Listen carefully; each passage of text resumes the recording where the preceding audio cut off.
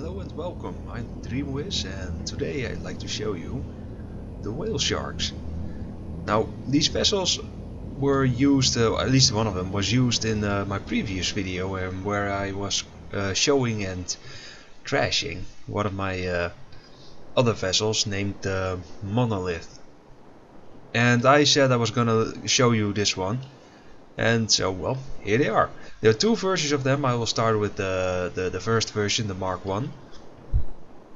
And yeah, let's begin. At the front of the ship is the reason actually where I came up with the name. It's because it looks like a big mouth of a whale shark. I mean, obviously, if in case you don't know what a whale shark is, it's this giant, super friendly shark that just eats plankton or something. It has a giant mouth, and well, seeing as this has a giant mouth, I thought that would be a very fitting name. So there we have it. That's the reason why I have such a weird name for these ships. And as you can see, and I've told, perhaps I did, I don't know really anymore. I've forgotten it probably. This is actually a weapon, and I will show you how it works later, but these are supposed to toss out rocks and then collect them in this big, well, in this hole as it were, in the mouth itself, and with gravity behind this wall it would then launch these rocks towards its target. Very basic, very simple, and I'll show you how it works later. And well, the ship kind of just started much like my Monolith. It just started with a simple idea, and this ship started with just a tube, really, which then, of course, was made for the mouth itself, the weapon. After that, I pretty much just ran out of ideas, actually, and it took me a while, a few days before I got back into it, and I started just playing around with thrusters on the sides. And to be honest, I'm still not satisfied with it. I mean, I'm generally not that creative of a man. I don't really know what to do most of the time with these things, but it works. And I see there's glass over there. I think I just have, yeah, I must have forgotten to to turn off the symmetry thing. Oh well. And I suppose they look good, but they're not optimal. They're nice enough, really, and they are difficult to take out, which is great, which I like. Aside from those, though, those are badly based. And on top we have, of course, the tiny little cockpit. And I really like these type of cockpits. Just they're useless, but they give you great vision over your ship. You can really see well what you're doing, and that's going to be very necessary on firing this weapon, which I will show you later, which I have said multiple times now. This is a turret. A rocket turret, which I've shown in the previous video, but I'll just turn it on again. There we go. Also, this one isn't included on the second ship because, as any space engineer would know, these aren't very trustworthy. Doesn't matter how you put them, they're gonna blow up at some time. They work at for some time, but then they just explode. And this was originally going to be a cockpit instead of a rocket turret, but I thought a turret would be more useful than just a retractable cockpit. Now inside, it's again very basic. Interior always comes second with me. It's always the exterior I worry about, and the experimental weapon if I have one, and most of my ships do have one. That I get finished, and then the rest just comes later to me. It's not really that important, but as you can see, it's I turn off the lights here because to reduce lag, not multiple lags, it's not plural. Or it is. I don't know. I'm dumb. This is more or less the storage / engineering. It doesn't really serve any purpose aside from that. And here we have the refineries. This is the little refinery station, which I exploded with my other ship unintentionally.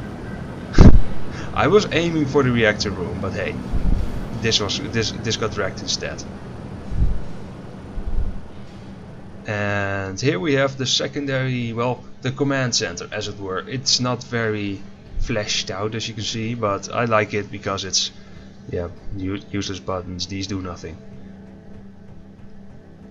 Again, not much really, just for decoration. I put it there just to fill in the gaps, you know. Again, another gap filler, as it were.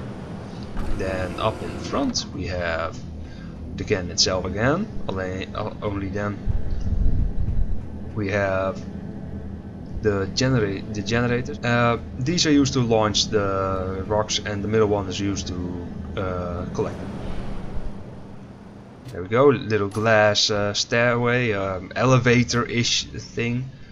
There you go, nice clear view of all around you, although extraordinarily fragile, of course. Well, here we are at the Mark II of the whale shark. It's basically the same. Really, it has nearly no changes to the interior whatsoever, aside from the back side of it. And no turret anymore because it was unreliable, and now the cockpit is a bit larger, a bit more protected, a bit more logical. And these wings, and it's actually kind of a weird story. My brother came in, saw my ship, saw the name, and immediately told me, like, you should put fins on it. You should put fins and a tail on it. And so I did. I put fins and a tail on it, which made it end up look like an actual fish, really. Whale, fish, one of the two. But it is very beneficial to the ship itself. It looks a lot better than the Mark 1, although I do think the backside of the Mark 1 is a lot prettier. And I have a lot more thrust. Now this is a lot different, which is a lot more aesthetically pleasing to, if you ask me. More room. That back there is exactly the same almost. And here we have a little port, and there was supposed to be a small square-ish ship that would fit on here, although I never came around to doing that. Aside from that, there are no changes to the interior, so I will just immediately proceed to the cockpit. As you can see, it looks a lot better from this side as well. The tail is a lot longer. It's more sophisticated. That's how it looks. It's not sophisticated, but it looks more sophisticated. And here we have the cockpit, which is a lot prettier. Okay, let's just take it for a spin, and then I'll use its cannon, because the cannons are identical, and I have to load it first. But just first to aim it at the ship, and then I'll go load it, and I'll cut that out. And here we are again. As you can see, the cannon is already loading for us. I had some trouble where the refinery decided to steal away our precious stone. But it's loading now, and we should be able to fire in just a bit. I will just proceed to the cockpit, and as you can see, I have positioned it to shoot it about at the wing of it, because I really want to see if I can shear off one of those solar panels, if you know what I mean. Oh dear. Yeah, that's the gravity doing. Looks kind of funny though, sliding my way to the cockpit. So, and as you can see, I have actually put in some rocket launcher at the front. Rocket launchers, not one. Which allows me to aim. These work technically, but they aren't wired properly, not that I know of. But then again, I do seem to forget the layout of my ships awfully much. It is about done. I'm letting it load for just a bit more. And let's see how much damage it does then. I think that is about enough. And as I said, I don't really have a timer block put in there just yet. I know I should, but I didn't. So let's just leave the pre-fire on to stop them from flying all the way. To damage the inside, and just shoot. Just stop talking and shoot.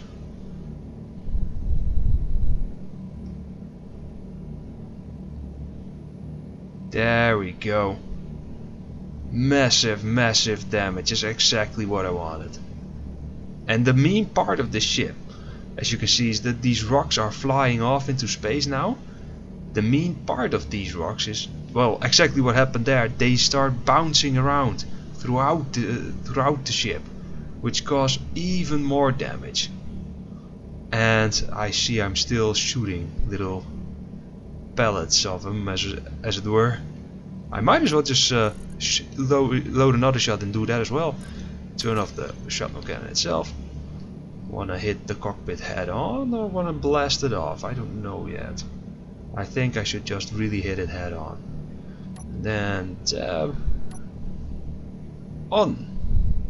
And hopefully there we go. We're straight in. Oh, not straight into the cockpit. I missed. And that's what I love about this ship. These weapons. Oh, there it goes. Straight off. Exactly what I wanted. But what I was about to explain about this ship, and we'll just inspect the damage, won't we?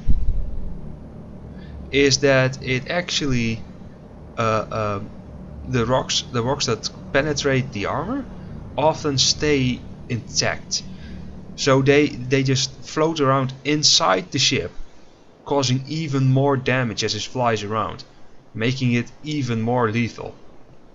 So as you can see, it blasted straight through here into the armor, and there's quite a lot of armor here. And I'm not talking about, well, not armor per se, but a lot of these long lines I run throughout the ship just to make it structurally more sound, as it were. And let's see what it did up here. Oddly, there are no rocks inside the ship as far as I can tell. It sheared really just one big line and just teared it open. Oh, there was a rock. Oh, of course, I let it. Ah, it's still running. So the rocks are disappearing, but anyways, the rocks would otherwise just hang in there, and then, well, if you start flying around, it will start causing even more damage, and I should really just launch the load, as it were. Innuendo. Perhaps if I can just launch it from here without trouble, circle off those, and then just go to the shrapnel. That's the way.